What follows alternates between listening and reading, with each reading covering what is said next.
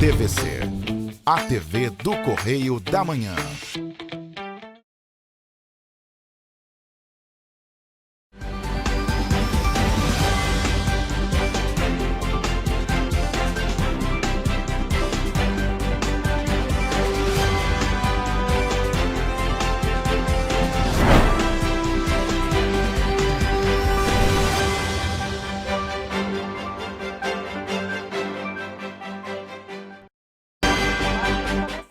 Mais um Correio Petropolitano na TV, primeira edição. Eu sou Mariana Braga e estamos ao vivo dos estúdios da TV Correio da Manhã em Petrópolis, trazendo as principais notícias da região, especialmente para você. Hoje é segunda-feira, 8 de junho, e você vai ver a seguir.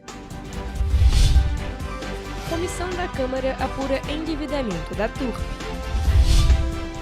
Linha 700 completa trajetos com 30 minutos de antecedência, com rotatória do Carangola. Ações da Polícia Militar resultam em prisões, apreensão de adolescente e drogas em Petrópolis. Polícia Militar prende homem por direção perigosa em Correias. Polícia Civil realiza operação contra o Comando Vermelho em Paraíba do Sul. Agora, no Correio Petropolitano na TV, primeira edição. E a Comissão Especial de Acompanhamento e Fiscalização da Intervenção Parcial da Turp Transporte da Câmara Municipal de Petrópolis realizou uma vistoria na sede da empresa. O objetivo foi acompanhar o andamento da operação administrada pela Prefeitura e pela Companhia Petropolitana de Trânsito e Transporte, a CPTrans. Os vereadores apuram o endividamento e o dano causado no caixa da empresa. A Comissão Especial de Acompanhamento e Fiscalização da Intervenção Parcial da Turp é formada pelos vereadores Fred Procópio, Tiago Damasceno, Marquinhos Almeida, Júlia Casamasso e Otávio Sampaio. A vistoria aconteceu na última segunda-feira, dia 1º de maio, e os parlamentares foram recebidos pelo interventor nomeado pelo Executivo, Júnior César Maurício Marinho, o presidente da CPTrans Luciano Moreira e representantes da Turp. A principal preocupação da comissão especial é o grau de endividamento e os danos causados no fluxo de caixa da Turp. Após o encontro na sede da empresa, os parlamentares se reuniram e oficiaram a Prefeitura de Petrópolis para que a intervenção detalhe as informações financeiras e apresente um plano de recuperação. No levantamento parcial realizado pela comissão, foi apontada a melhora da operação diária desde que a CPTrans e a Prefeitura assumiram a intervenção parcial. No entanto, há uma preocupação sobre as transferências financeiras entre a Prefeitura e a Turp. De acordo com a comissão, a vistoria também revelou a desorganização no gerenciamento interno da garagem por parte da empresa, com falhas na manutenção mecânica da frota e na organização do almoxarifado. Fatores que podem ter resultado nas perdas de viagens antes da intervenção. Essas informações serão incluídas em relatório preliminar que está sendo elaborado pelo relator da comissão, o vereador Fred Procópio. O grupo tem prazo de 120 dias para concluir o trabalho. E ainda nesse assunto, a linha 700, que realiza o trajeto entre Itaipava e centro aqui de Petrópolis, tem completado as viagens com cerca de 30 minutos de antecedência desde o início dos testes da rotatória do Carangola. O levantamento é da própria Prefeitura. A pesquisa analisou viagens realizadas pelo mesmo veículo em períodos antes e depois da introdução da rotatória. De acordo com a Prefeitura, em um mês de testes, a linha 700, uma das mais movimentadas de Petrópolis, tem completado o trajeto entre Itaipava e Centro com cerca de 30 minutos de antecedência. Após o levantamento, uma viagem que saía da Paulo Barbosa, no centro de Petrópolis, com destino ao terminal de Itaipava, levava 86 minutos no período entre 4 horas da tarde e 8 horas da noite. Após a medida, a viagem passou a ser concluída com aproximadamente 58 minutos, o que representa um ganho de quase meia hora.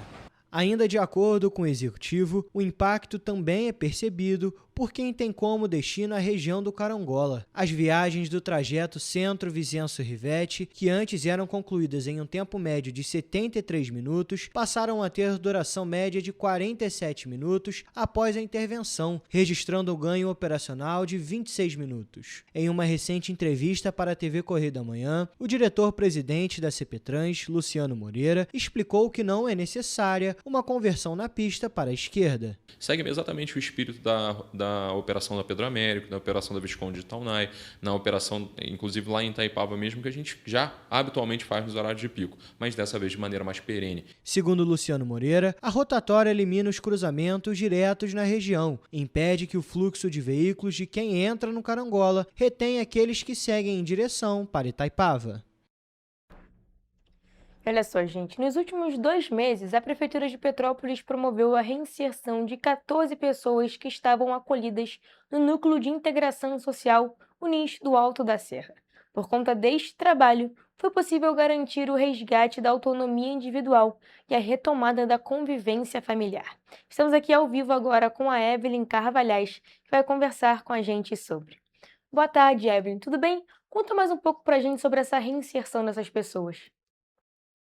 Boa tarde, Mariana. Boa tarde a todos que estão nos acompanhando. Olha, nos últimos 2 meses, a Prefeitura de Petrópolis conseguiu reinserir 14 pessoas que estavam acolhidas no Núcleo de Integração Social, o NIS, que fica localizado no Alto da Serra. Desse total, 7 homens e 7 mulheres. 5 decidiram voltar para as cidades de origem e as outras 9 conseguiram recomeçar a vida aqui em Petrópolis, nova moradia e mais autonomia. O trabalho de reinserção começa com a garantia de condições para que essas pessoas possam se sustentar. As equipes auxiliam no acesso a benefícios sociais e previdenciários, como Bolsa Família e o BPC, que é o benefício de prestação continuada, além de ajudarem na procura por emprego e na elaboração de currículos. Outra etapa importante é o acompanhamento da saúde física e mental dessas pessoas. Quando há necessidade de tratamento para dependência química ou alcoolismo, os acolhidos são encaminhados para atendimento especializado. As equipes também fazem uma busca ativa por familiares, tentando reconstruir vínculos. Um dos casos mais recentes terminou com o retorno de um homem para a casa da mãe. E o apoio não para por aí. Os profissionais também orientam na busca por moradia e ajudam a mobiliar as novas residências. Olha que interessante, né? Uma nova reinserção já está sendo preparada e a equipe já conseguiu mobília e eletrodomésticos para esse novo lar. Mesmo depois da reinserção, o acompanhamento continua, viu? O objetivo é garantir que essas pessoas consigam seguir em frente com mais segurança não voltem para uma situação de vulnerabilidade. Então, né, que ótimo, é uma ótima iniciativa que alcance muitas pessoas, né, porque a melhor forma para conseguir essa autonomia, essa liberdade e o controle da própria vida, né, é conseguir se sustentar, construir uma rede de apoio, bons vínculos. Então, é uma ótima notícia. Eu volto com você, Mariana. Pois é, Evelyn, exatamente como você falou, é um trabalho muito importante realizado pela Prefeitura de Petrópolis e que, como você falou também, que continue nas próximas semanas essa reinserção de outras pessoas também. Mas, Evelyn, bom trabalho para você e muito obrigada pelas suas informações, viu? E agora, falando das nossas ocorrências policiais, a Polícia Militar realizou uma série de ações de combate ao tráfico de drogas aqui em Petrópolis ao longo do fim de semana. Entre sexta-feira e domingo, as ocorrências resultaram em prisões, a apreensão de um adolescente e também na retirada de grande quantidade de entorpecentes de circulação em diferentes bairros da cidade. Na manhã deste domingo, após levantamento de informações sobre a atuação do tráfico de drogas na região de Correias, policiais do 26º Batalhão realizaram diligências em uma área de mata próxima à localidade conhecida como Cracolândia. Durante as buscas no local, os agentes encontraram uma sacola escondida em meia vegetação, contendo 250 pedras de crack, 150 cápsulas de cocaína, 98 unidades de skunk e 105 comprimidos de êxtase. Todo o material foi apresentado na 105ª Delegacia e permaneceu apreendido. Já na noite de sábado, os policiais realizaram uma ação na comunidade do Contorno, no Bing. Durante observação em ponto estratégico, os policiais identificaram 2 adolescentes comercializando entorpecentes. Segundo os agentes, ao perceber a presença das equipes, um dos suspeitos efetuou um disparo contra os policiais. Um agente reagiu para cessar a agressão e garantir a segurança da equipe. O envolvido fugiu e não foi localizado. O segundo adolescente foi apreendido com 36 pinos de cocaína, 21 tabletes de maconha, R$50 em espécie e um celular. Ele foi encaminhado para a delegacia e ficou apreendido por fato análogo ao crime de tráfico de drogas. Na sexta-feira, 2 ocorrências relacionadas ao tráfico também foram registradas em Petrópolis. Na Estrada da Saudade, após denúncias sobre a venda de entorpecentes, policiais realizaram monitoramento e observaram a atuação de 2 suspeitos. Durante a abordagem, um dos envolvidos conseguiu fugir por uma área de mata. O outro foi detido e, nas buscas, os agentes apreenderam 196 cápsulas de cocaína com aproximadamente 750 gramas da droga, além de um celular. O homem foi autuado pelos crimes de tráfico de drogas e associação para o tráfico, permanecendo preso e à disposição da Justiça. Também na sexta-feira, no Vicenzo Rivete, no bairro Carangola, equipes realizaram uma operação após informações apontarem que um homem estaria atuando no tráfico de drogas da região. Na ação, os policiais apreenderam 150 cápsulas de cocaína, aproximadamente 510 gramas, 105 tabletes de maconha, cerca de 540 gramas, R$35 em espécie e um celular. O suspeito de 21 anos foi autuado em flagrante por tráfico de drogas e permaneceu preso. E um homem foi preso na manhã deste domingo após ser flagrado realizando manobras perigosas com uma motocicleta em Correias aqui em Petrópolis. Olha só. Policiais militares faziam patrulhamento na localidade do Castelo São Manuel, em Petrópolis, quando identificaram um condutor transitando equilibrado sobre apenas uma roda da motocicleta. A manobra, registrada pelas câmeras da viatura, colocava em risco a segurança de pedestres e também dos demais usuários da via. Após a infração, os agentes realizaram um acompanhamento tático e conseguiram abordar o suspeito pouco depois. Durante a revista pessoal, nada de ilícito foi encontrado. O homem foi encaminhado para a 106ª Delegacia de Polícia em Itaipava, onde foi autuado com base no artigo 308 do Código Brasileiro de Trânsito, permanecendo preso à disposição da Justiça. A motocicleta utilizada na ação foi removida para o depósito público e o auto de infração de trânsito também foi registrado. E a Polícia Civil realizou na última semana uma operação para cumprir mandados de busca e apreensão contra narcotraficantes do Comando Vermelho. O trabalho investigativo começou quando os policiais militares foram atacados por pessoas envolvidas com a facção criminosa e um agente, inclusive, foi baleado no tórax. Quem tem mais informações é o repórter Jonathan Joras. A ação foi uma operação conjunta das delegacias de Paraíba do Sul e Três Rios e aconteceu nesta quarta-feira. Os mandados de busca e apreensão foram cumpridos na comunidade da Favelinha, em Paraíba do Sul. O homem foi preso em flagrante e armas e drogas foram apreendidas. A Polícia Civil informou que a investigação começou em maio, quando policiais militares foram atacados por pessoas ligadas à facção Comando Vermelho e, na ocasião, um agente foi baleado no tórax. As delegacias identificaram 39 integrantes da facção diretamente relacionados com o tráfico de drogas. O homem foi autuado por tráfico de drogas e associação para o tráfico, e com ele foi encontrada uma pistola e entorpecentes. Eu sou Jonathan Joras para a TV Correio da Manhã. E você vai ver no próximo bloco. Praça da Inconfidência é tradição como ponto de troca de figurinha da Copa do Mundo. Presentes de Dia dos Namorados ficam até 27,5% mais caros neste ano. Petrópolis recebe palestra sobre traumatismo raquimedular e tratamento neurofuncional. Defesa Civil realiza simulado para reestabelecimento de comunicações em cenários de desastres. O Correio Petropolitano na TV, primeira edição, volta já.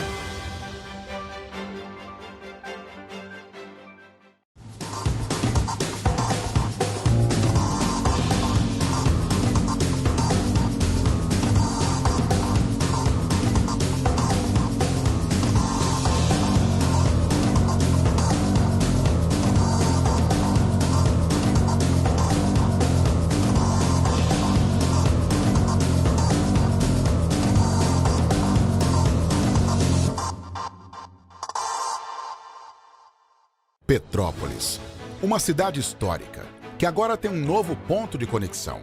O Correio Petropolitano se renovou e leva o que de mais importante acontece na cidade, de maneira mais ágil e acessível.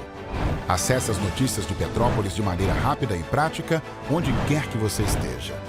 Fique por dentro dos acontecimentos da cidade, da política, da cultura e muito mais. Correio Petropolitano.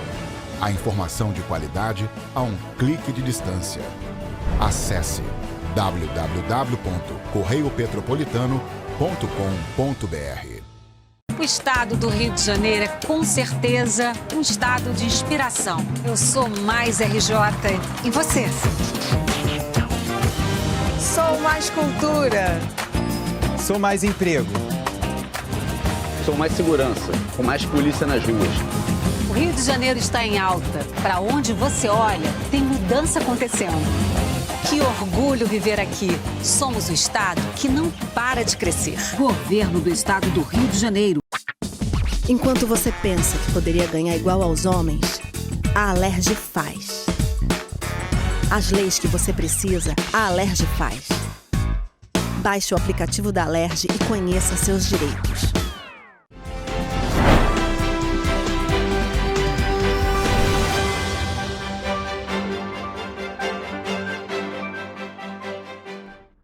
Estamos de volta. Olha só, gente, a cultura da troca de figurinhas atravessa gerações e aqui em Petrópolis não é diferente.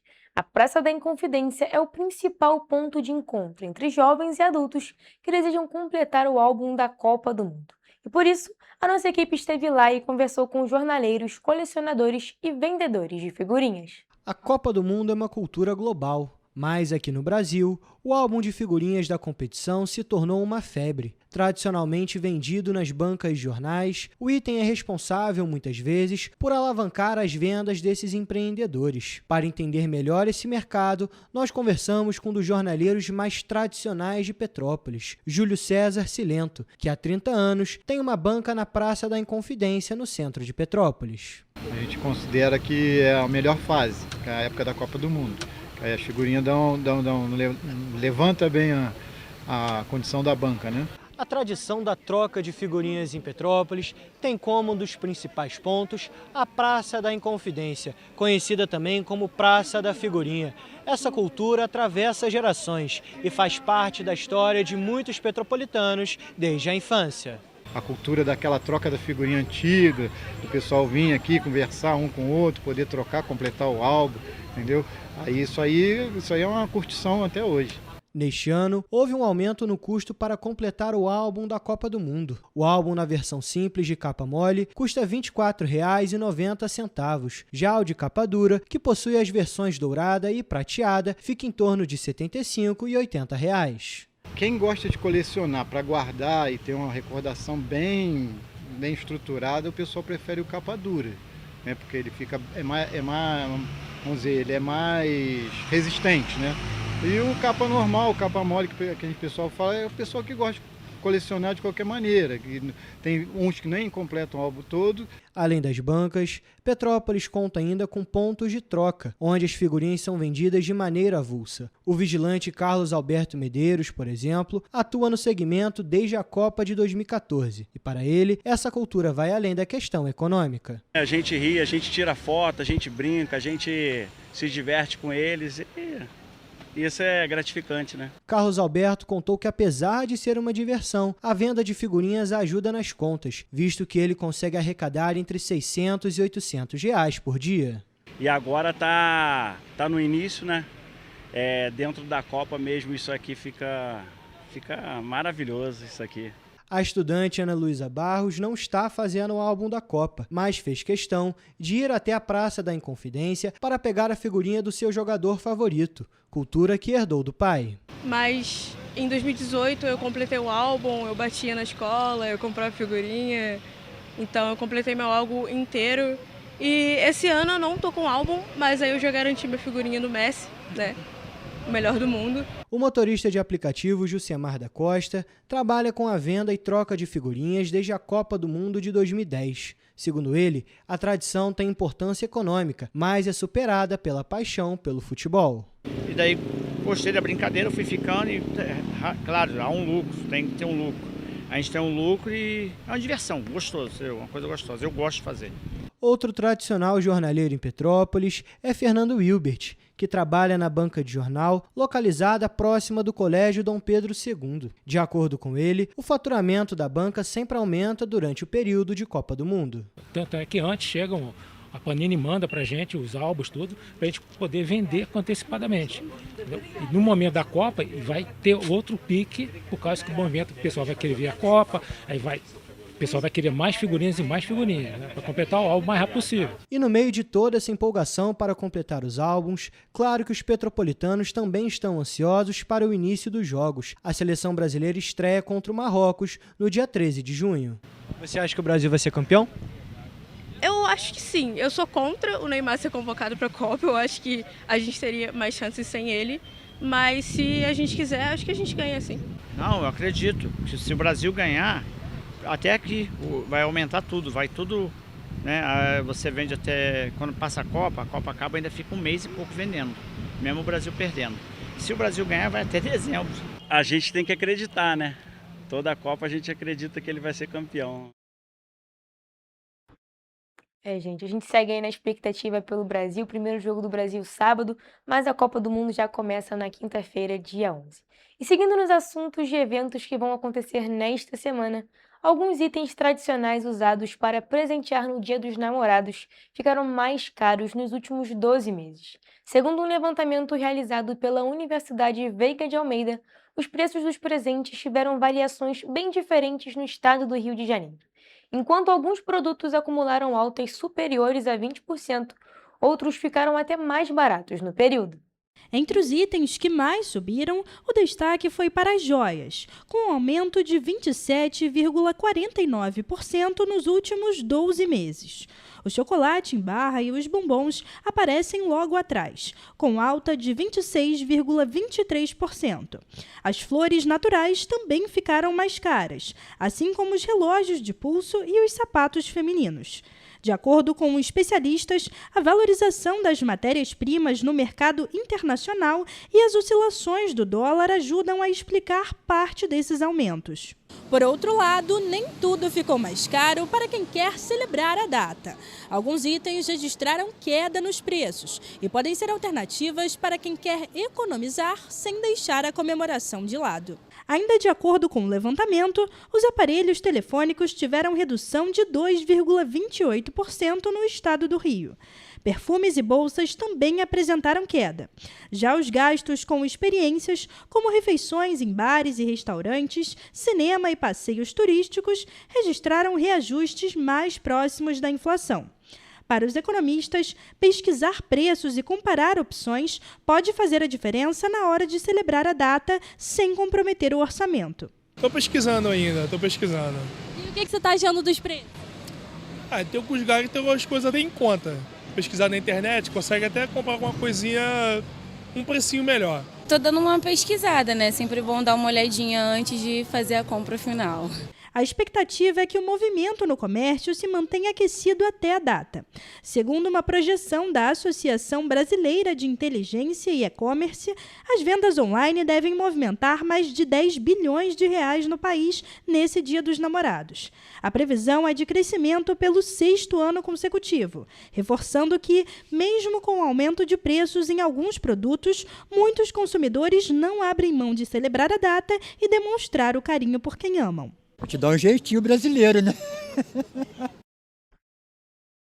Olha só, gente. Está marcada para o próximo dia 8, às 6h30 da noite, no auditório da Estácio Petrópolis, a palestra Lesão Raquimedular da Fisioterapia ao Processo de Reabilitação, conduzida pelo fisioterapeuta e professor Felipe Barros.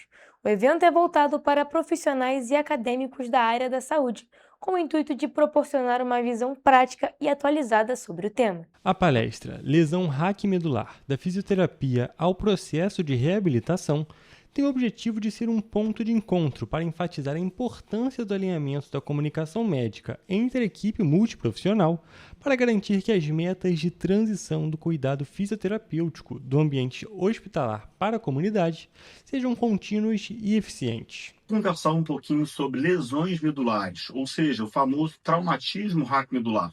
A gente vai falar um pouquinho sobre diagnóstico, prognóstico e especialmente sobre tratamento, não só de fisioterapia, mas da função da equipe multidisciplinar no tratamento das lesões medulares. O professor e fisioterapeuta Felipe Barros explica que a lesão raquimedular é uma agressão à medula espinhal, que pode resultar em danos temporários ou permanentes das funções motoras, sensitivas e autônomas. Ela ocorre quando as vértebras que protegem a medula sofrem fraturas, luxações ou esmagamentos, normalmente associados a acidentes automobilísticos, quedas ou casos de violência. Então, se você é fisioterapeuta, acadêmico ou acadêmico de qualquer outra área da saúde ou profissional de saúde e quiser conhecer um pouquinho mais sobre o assunto, discutir um pouquinho mais sobre o assunto, vem aqui que o nosso encontro então vai ser nessa segunda-feira, às 18h30. A Estácio Petrópolis fica na Rua Bingen, número 50, na Cidade Imperial. O evento é gratuito, aberto e não é necessário realizar inscrição prévia. E agora falando sobre uma ação social bem legal que está sendo realizada em Teresópolis, que é a campanha do Agasalho 2026, promovida pelas viações Dedo de Deus e 1º de março. As viações seguem recebendo doações em Teresópolis até o dia 31 de agosto. A ação tem como objetivo arrecadar roupas, cobertores e outros itens de inverno para pessoas em situação de vulnerabilidade social. Os ônibus do transporte público da cidade funcionam como pontos móveis de coleta, facilitando a participação da população na campanha. As doações podem ser depositadas nas sacolas posicionadas na entrada dos coletivos. Podem ser doados agasalhos, cobertores, malhas, blusas, meias, luvas, calçados e outras peças em bom estado de conservação e também limpeza. Segundo a Coordenação de Responsabilidade Social das Empresas, a utilização dos ônibus como pontos de arrecadação amplia o alcance da campanha e permite que mais pessoas participem da corrente de solidariedade. Diariamente, os coletivos das viações Dedo de Deus e 1º de março realizam quase 1.400 viagens pelos bairros de Teresópolis e transportam cerca de 55 mil passageiros, o que reforça o potencial de mobilização da iniciativa. Ao longo dos 16 anos da campanha, quase 58 mil peças de roupas já foram arrecadadas e distribuídas com o apoio da população. Neste ano, a entrega das doações deverá ocorrer quinzenalmente, de acordo com o volume arrecadado. Os itens serão destinados a instituições filantrópicas e associações de moradores de comunidades em maior situação de vulnerabilidade social. Quem preferir, também pode entregar as doações diretamente na garagem das empresas, localizada na Rua Manuel José Lebrão, número 1520, no bairro Hermitage. Olha só, gente, lembrando que aqui em Petrópolis também está acontecendo a campanha de arrecadação desses materiais, né? Agasalhos, cobertores. Então, você que tem algum desses itens em bom estado de conservação, só ir até a Defesa Civil ou também ao centro administrativo que fica localizado no Hiper Shopping, ou também lá na Praça da Águia, no Centro de Cultura Raul de Leone, e realizar a sua doação. Olha só, a Secretaria de Estado de Defesa Civil do Rio de Janeiro realizou um simulado de campo voltado ao reestabelecimento de comunicações críticas em cenários de desastres.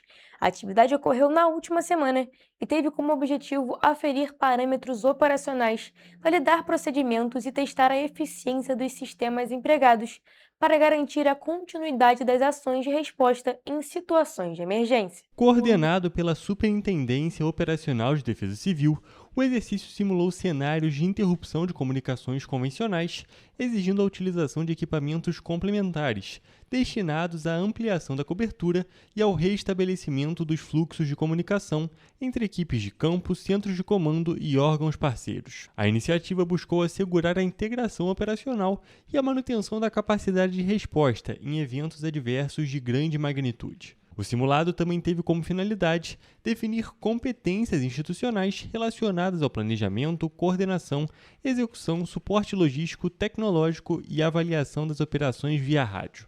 A proposta é consolidar procedimentos padronizados que possam ser empregados em ocorrências reais, garantindo maior agilidade na tomada de decisões e no compartilhamento de informações estratégicas. A atividade contou com a participação de outras 2 secretarias estaduais, a Pasta de Estado de Polícia Militar e a Secretaria de Estado de Transformação Digital. A ação consolidou a importância da atuação integrada entre diferentes áreas do governo do Estado para o fortalecimento da gestão de riscos e desastres. Agora, mudando de assunto, o Tribunal Superior Eleitoral abriu na última quarta-feira, dia 3, a consulta pública para receber contribuições que vão ajudar a definir as especificações da nova geração de urnas eletrônicas previstas para serem utilizadas nas eleições brasileiras a partir de 2028. Olha só. O chamamento foi oficializado por meio do edital de convocação TSE número 1 de 2026, publicado no Diário Oficial da União. A iniciativa convida empresas, fabricantes e demais interessados a apresentarem sugestões técnicas que possam contribuir para o aperfeiçoamento do equipamento, com base em estudos já realizados pela Justiça Eleitoral. A consulta pública tem como objetivo reunir subsídios para a elaboração do termo de referência, que vai orientar o futuro processo licitatório para a aquisição das novas urnas eletrônicas. A medida dá continuidade aos estudos iniciados em 2025, quando o TSE promoveu uma primeira etapa de diálogo com o mercado. Nesta nova fase, serão apresentados quantitativos atualizados, cronogramas e requisitos técnicos que servirão de base para a definição do modelo que será utilizado nas próximas eleições. As contribuições deverão ser encaminhadas exclusivamente por meio eletrônico e precisam ser acompanhadas de fundamentação técnica. As sugestões poderão contemplar propostas de alteração, inclusão ou até substituição dos requisitos previstos nos anexos do edital. O TSE também poderá solicitar esclarecimentos complementares às empresas participantes, reforçando o caráter colaborativo e transparente do processo. A consulta pública permanecerá aberta por 21 dias, contados a partir da publicação do edital, podendo ser prorrogada a critério da administração. As contribuições analisadas e acolhidas pela área técnica do tribunal poderão ser incorporadas às futuras versões da minuta do termo de referência e debatidas em novas audiências públicas que antecederão a contratação do equipamento. E você vai ver a seguir. SAMU RJ recebe treinamento para transporte de pacientes com suspeita de ebola. Corpo de Bombeiros recebe 23 novas ambulâncias para reforçar atendimento no estado. O governo federal sanciona a lei que moderniza a emissão da CNH. Programa Dinheiro Direto na Escola vai até o dia 10 de junho. O Correio Petropolitano na TV, primeira edição, volta em instantes.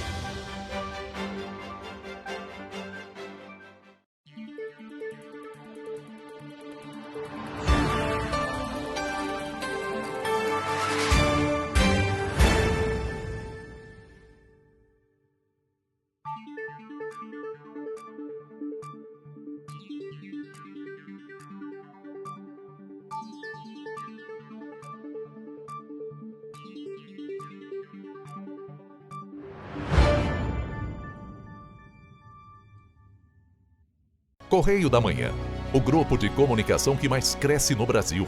5 gráficas, 5 jornais diários. Correio da Manhã, Correio Nacional, Distrito Federal, Sul Fluminense, Petropolitano e agora Correio da Manhã São Paulo. Além do Jornal da Barra, Jornal de Turismo, Revista O Cruzeiro, TV Correio da Manhã e estúdios próprios. Grupo Correio da Manhã, informação com tanta credibilidade que é impressa todos os dias. Enquanto você acha que alguma coisa deveria ser feita contra o racismo, a Alerj faz. As leis que você precisa, a Alerj faz. Baixe o aplicativo da Alerj e conheça seus direitos. Segurança com inteligência, estratégia e ação. Antes não tinha, agora tem. O governo do estado investe mais de 16 bilhões por ano em câmeras de reconhecimento facial, central de vídeo monitoramento, mais policiais, viaturas e muito mais. É isso, Edu.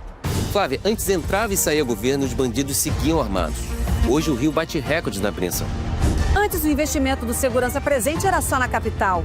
Agora são mais de 50 bases em diversas regiões. Vai daí, Gisele. O Rio sempre teve vocação para grandes eventos, certo, Tenente? Positivo. Agora também dá show em planejamento. Antes não tinha estratégia. Agora temos até uma agência central de inteligência. Isso dá mais agilidade nas investigações, né, Major? Claro, Flávio. Positivo. Bota positivo nisso. O Rio de Janeiro tem um governo que trabalha muito. Primeiro ele faz, depois ele mostra. Como tem que ser, né?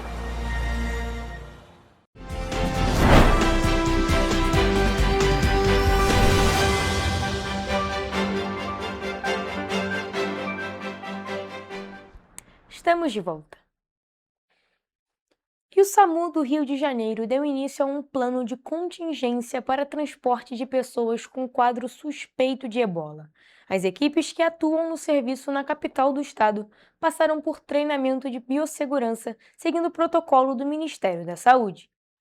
O objetivo da Secretaria de Estado de Saúde e da Fundação Saúde, que é a gestora do serviço, é assegurar que qualquer pessoa com suspeita de infecção pelo vírus receba atendimento adequado, com máxima proteção para pacientes, profissionais de saúde e população. A capacitação incluiu orientações para o uso correto de equipamentos de proteção individual, como máscaras, protetores faciais, luvas, aventais impermeáveis e macacões de proteção, além da preparação correta das viaturas. O treinamento foi realizado por profissionais do Instituto Nacional de Infectologia Evandro Chagas da Fiocruz, com orientações do Ministério da Saúde. De acordo com a coordenadora-geral do SAMU-RJ, Bárbara Alcântara, neste primeiro momento, equipes de ambulância previamente selecionadas passaram por treinamentos específicos de paramentação e desaparamentação, com foco no uso correto dos equipamentos de proteção individual, conforme as normas de biossegurança. Segundo ela, além da preparação das viaturas, todas as equipes envolvidas vão passar por capacitação. O plano também prevê a integração entre a Central de Regulação, o transporte interhospitalar e a Comissão de Controle Pré-Hospitalar do SAMU-RJ. O Ministério da Saúde reitera que o risco de transmissão da doença no Brasil é considerado baixo, mas é preciso que as secretarias de Estado de Saúde e unidades de referência estejam preparadas para eventuais respostas às situações que demandem atendimento médico e diagnóstico laboratorial. E o Corpo de Bombeiros Militar do Estado do Rio de Janeiro iniciou a distribuição de 23 novas ambulâncias que passam a integrar a frota operacional da corporação. Os veículos vão reforçar o atendimento pré-hospitalar e ampliar a capacidade de resposta em ocorrências de emergências em diferentes regiões do estado. As novas viaturas fazem parte de um lote de 60 ambulâncias adquiridas pelo governo do estado para modernizar e ampliar a estrutura operacional do Corpo de Bombeiros. A entrega representa mais uma etapa do processo de renovação da frota da corporação e de fortalecimento dos serviços prestados à população fluminense. Os veículos serão destinados aos quartéis Nova Friburgo, Resende, Volta Redonda, Angra dos Reis, Itaperuna, São Gonçalo, Campos dos Goitacazes, entre vários outros. O investimento foi realizado com recursos da taxa de incêndio, contribuição que retorna à sociedade em forma de equipamentos, infraestrutura e melhorias operacionais voltadas à proteção da vida e do patrimônio da população. Segundo o secretário de Estado de Defesa Civil e comandante-geral do Corpo de Bombeiros, Coronel Tarcísio Salles, a entrega das ambulâncias representa um avanço na capacidade operacional da corporação e contribui para garantir um atendimento mais rápido, eficiente e qualificado para a população fluminense. E o presidente Luiz Inácio Lula da Silva sancionou e publicou na última sexta-feira o projeto de lei de conversão número 3 de 2026, que altera o Código de Trânsito Brasileiro. O texto permite, entre outros pontos, a renovação automática da Carteira Nacional de Habilitação, a CNH, para motoristas que não cometeram infrações de trânsito sujeitas à pontuação nos 12 meses anteriores. A nova norma é fruto da medida provisória 1327 de 2025, que previa a renovação automática sem taxas ou burocracias para motoristas inscritos no Registro Nacional Positivo de Condutores. No Congresso, a proposta da renovação automática foi mantida, porém os parlamentares optaram por retomar a obrigatoriedade do exame médico com novas regras. Desde a publicação desta medida provisória, as novas regras já beneficiaram 2 milhões de motoristas que tiveram suas CNHs renovadas automaticamente. Até março deste ano, segundo a Secretaria Nacional de Trânsito, a medida já havia proporcionado uma economia de R$ 854 milhões à população. A renovação automática está alinhada ao programa CNH do Brasil, uma plataforma lançada pelo governo federal em dezembro do ano passado, que simplifica e reduz em até 80% o custo para tirar a Carteira Nacional de Habilitação e que já conta com mais de 60 milhões de usuários. Olha só, gente, o Ministério da Educação prorrogou até o dia 10 de junho o prazo de adesão ao programa Dinheiro Direto na Escola.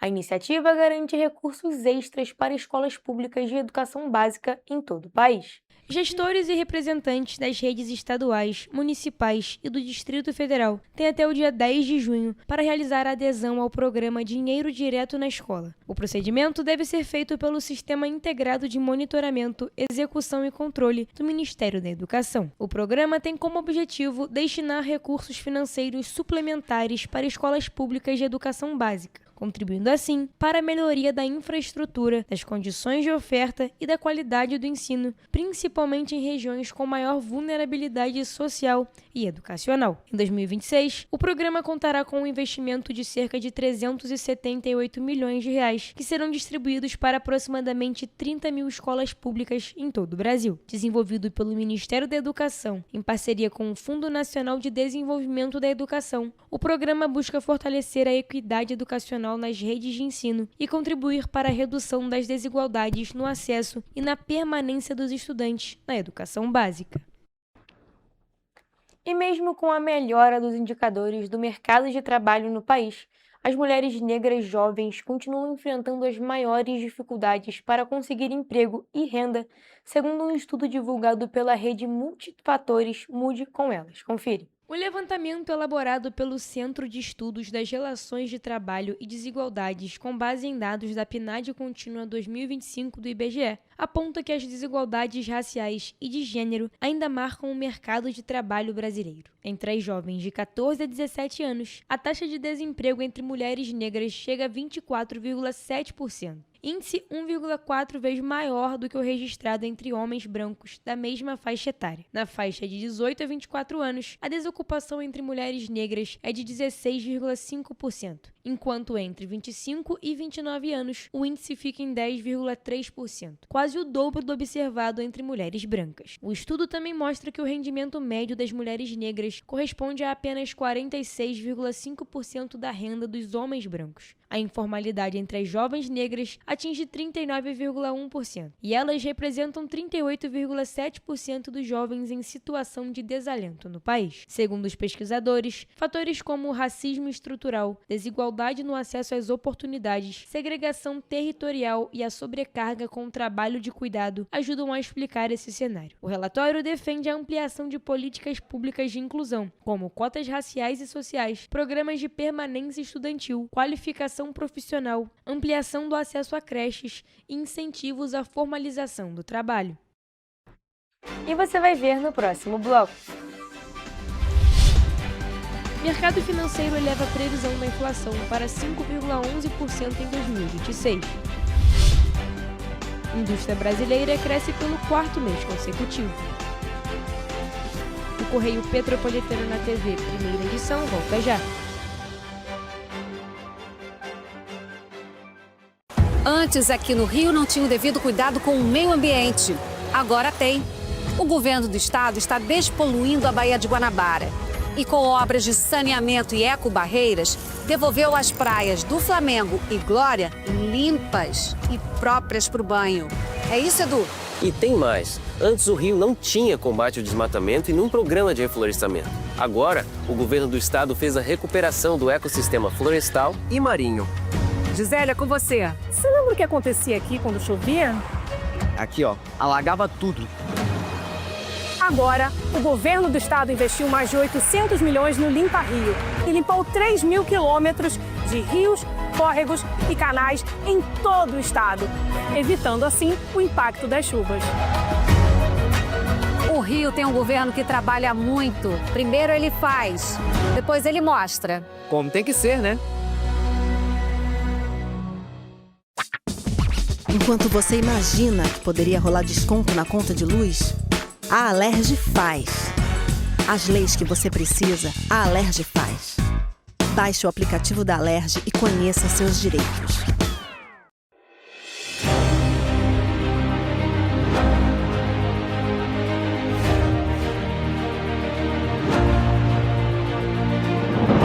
Não é jornalismo de direita, é jornalismo direito. Correio Petropolitano. Tudo que seu jornal não deveria ter deixado de ser. Todos os dias, em uma banca perto de você.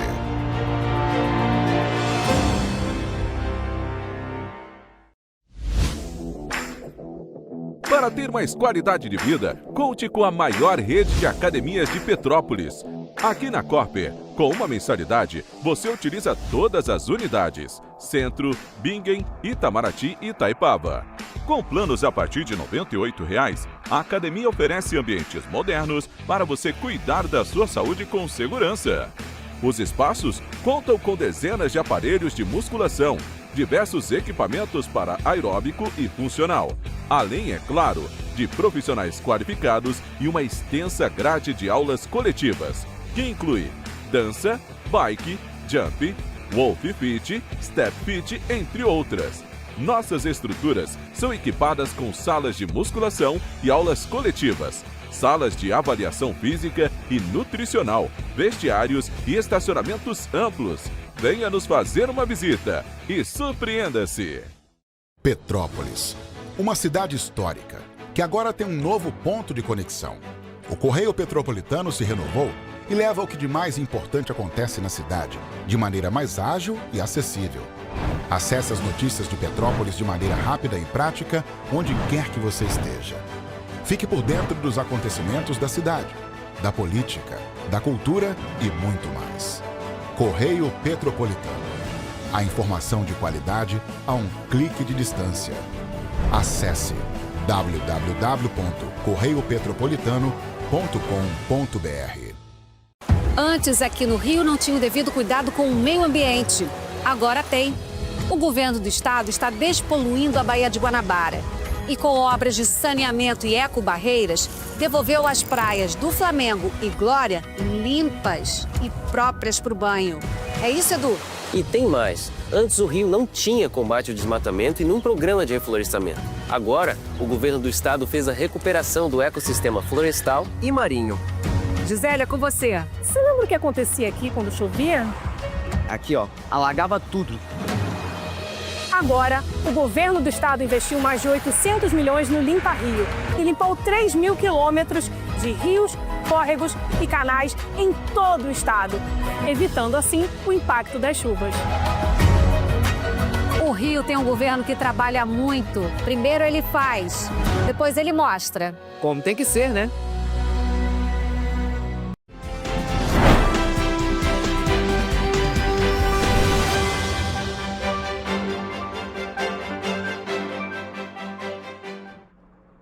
Estamos de volta. E o mercado financeiro voltou a elevar a previsão para a inflação no Brasil em 2026. A estimativa para o IPCA, o índice oficial que mede a inflação no país, passou de 5,09% para 5,11%, segundo o Boletim Focus divulgado nesta segunda-feira pelo Banco Central. A nova projeção representa a 13ª alta consecutiva nas expectativas do mercado e ultrapassa o limite superior da meta de inflação estabelecida pelo Conselho Monetário Nacional. A meta é de 3%, com margem de tolerância entre 1,5% e 4,5%. Entre os fatores que têm pressionado a inflação estão os reflexos na guerra do Oriente Médio, que impactam principalmente os preços dos combustíveis e dos alimentos. Em abril, a inflação oficial do país ficou em 0,67%. No acumulado dos últimos 12 meses, o IPCA chegou a 4,39%, ainda dentro do limite da meta. A próxima divulgação do índice referente ao mês de maio está prevista para a próxima sexta-feira pelo IBGE. Para 2027, a previsão de inflação subiu de 4,02% para 4,03%. Já para 2028 e 2029, as estimativas são de 3,65% e 3,5%, respectivamente. O Boletim Focus também apontou mudanças nas expectativas para a taxa Selic. A projeção para o fim de 2026 subiu de 13,25% para 13,5% ao ano. Atualmente, a taxa básica de juros está em 14,5% ao ano. O Comitê de Política Monetária do Banco Central reduziu a Selic em 0,25 ponto percentual na última reunião, mas segue monitorando os impactos da guerra no Oriente Médio sobre a inflação. Para 2027, a expectativa é de que a Selic caia para 11,5% ao ano. Em 2028 e 2029, a projeção é de 10% ao ano. Em relação ao desempenho da economia, o mercado financeiro elevou levemente a previsão de crescimento do Produto Interno Bruto para este ano de 1,9% para 1,91%. No primeiro trimestre de 2026, a economia brasileira cresceu 1,1% em relação ao trimestre anterior. No acumulado de 12 meses, a expansão foi de 2%, segundo dados do IBGE. Para o câmbio, a expectativa do mercado é de que o dólar termine 2026 cotado a R$ 5,15. Para o fim de 2027, a previsão é de R$ 5,20. A indústria brasileira registrou um novo crescimento em abril e manteve a trajetória positiva observada desde o início do ano. De acordo com a pesquisa divulgada mensal pelo IBGE, a produção avançou 0,7% na comparação com março, marcando o quarto mês consecutivo de alta. Com esse resultado, a indústria acumula expansão de 4,4% nos últimos 4 meses e segue operando acima do patamar registrado antes da pandemia de Covid-19. Segundo o IBGE, o setor está 4,7% acima do nível de fevereiro de 2020, mas ainda permanece 12,9% abaixo do recorde histórico alcançado em maio de 2011. Eliminando desta forma a perda de 2,2% registrada no período setembro-dezembro do ano passado.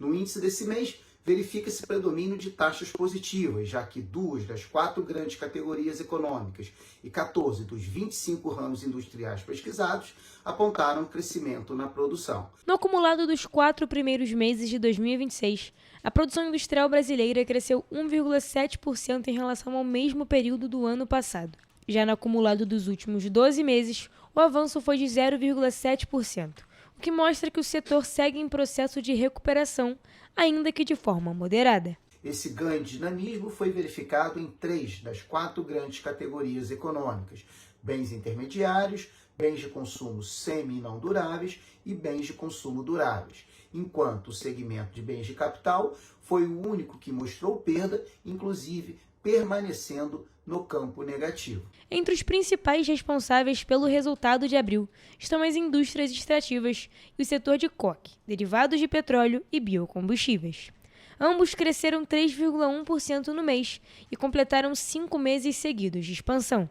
A produção de petróleo, gás natural e minério de ferro teve um papel importante nesse desempenho, assim como o aumento da fabricação de álcool etílico e óleo diesel. Nestas atividades, as pressões positivas mais relevantes vieram de óleos brutos do petróleo, gás natural e minérios de ferro, no caso do setor extrativo, e de álcool etílico e dos derivados do petróleo, especialmente o óleo diesel, para a atividade dos derivados do petróleo e biocombustíveis. Por outro lado, 11 dos 25 ramos industriais pesquisados apresentaram queda na produção.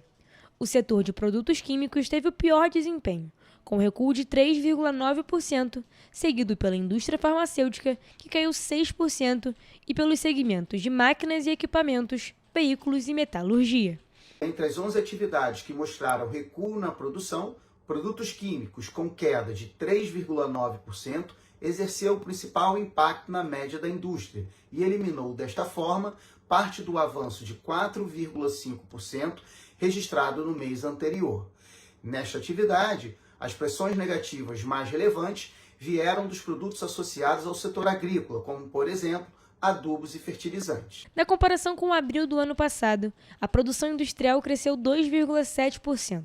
Os maiores destaques positivos ficaram com os derivados de petróleo e biocombustíveis, que avançaram 13,3%, as indústrias extrativas, com alta de 10,6%, e o setor de alimentos, que registrou crescimento de 3,2%. Segunda taxa positiva consecutiva, mas com menor intensidade do que a registrada no mês de março, quando havia crescido 4,4%.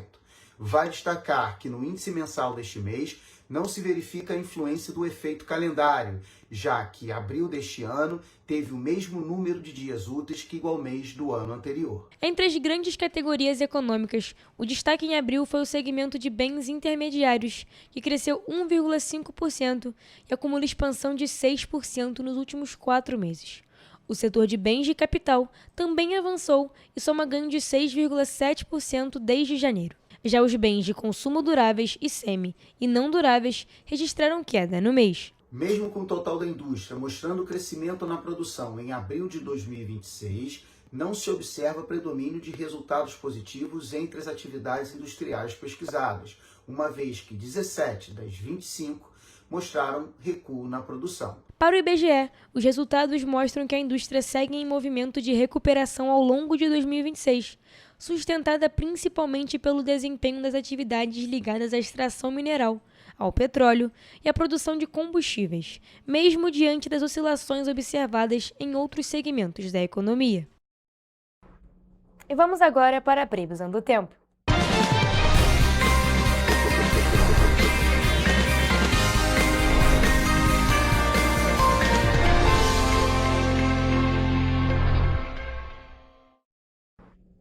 Gente, segundou por aqui, mais uma semana começando. E é claro, a gente quer saber qual é a tendência climática e por isso já estou aqui ao vivo com o Hugo Petersen, apresentador do Correio Petropolitano Debate, presença ilustre por aqui. E claro, ele vai contar pra gente qual é a tendência para amanhã, terça-feira.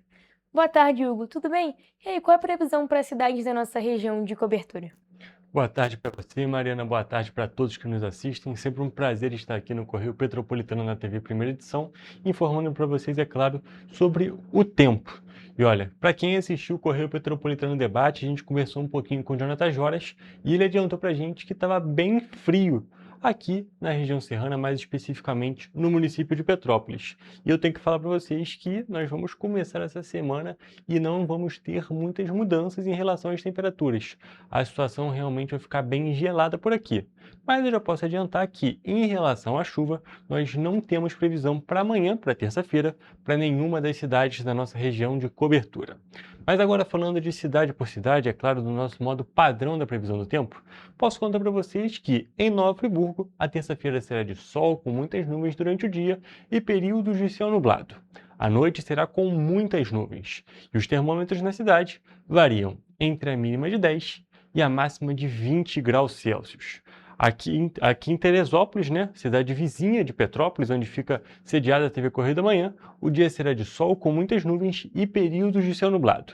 À noite, o céu ainda estará com muitas nuvens. E as temperaturas sobem um pouquinho. Elas variam, como vocês podem ver aqui no telão, entre a mínima de 11 e a máxima de 22 graus Celsius. Então a gente pode observar que é 1 grauzinho mais quente a temperatura mínima e 2 grauzinhos da temperatura máxima. Então, um pouquinho mais de calor ali em Teresópolis, mas ainda é bastante frio. E agora falando especificamente de Petrópolis, o dia também vai seguir essa tendência. A terça-feira será de sol com muitas nuvens e períodos de céu nublado. Nesse caso, os termômetros variam entre a mínima de 11 e a máxima de 21 graus Celsius. E agora descendo um pouquinho no nosso telão, nós vamos lá para a região Centro-Sul, vamos trocar de região, porque em Paraíba do Sul, o dia será de sol com muitas nuvens durante o dia e períodos de céu nublado.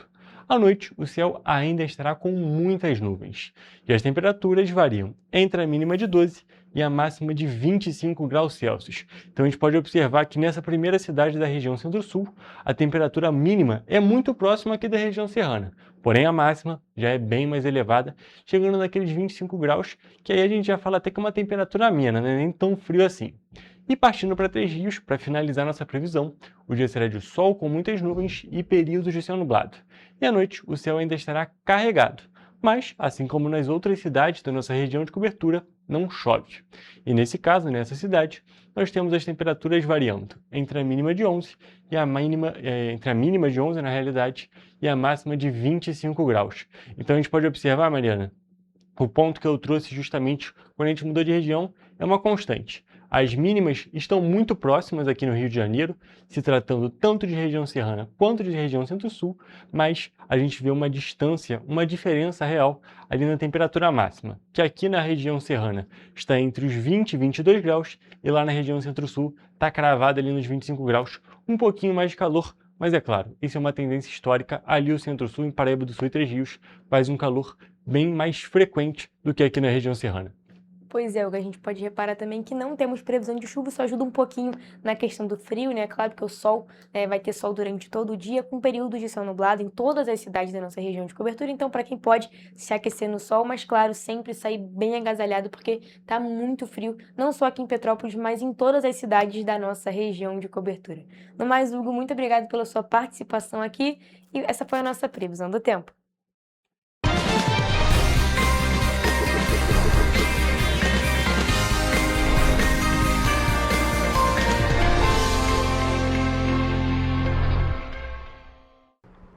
Pessoal, a gente fica por aqui, mas mais notícias e informações você encontra, claro, nos nossos telejornais, além do nosso site em correiopetropolitano.com.br e também nas nossas redes sociais, o Facebook, TV Correio da Manhã, e os nossos Instagrams, @Correio Petropolitano e @TV Correio da Manhã.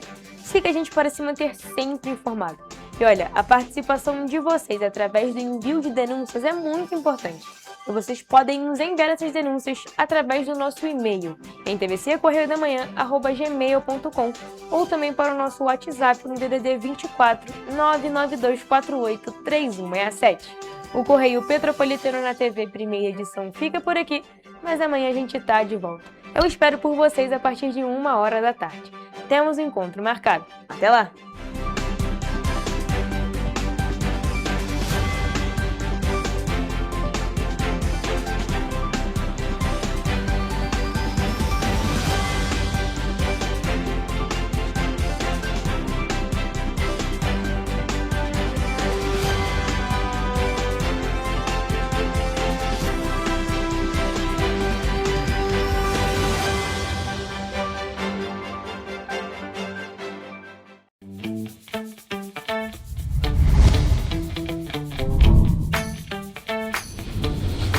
TVC, a TV do Correio da Manhã.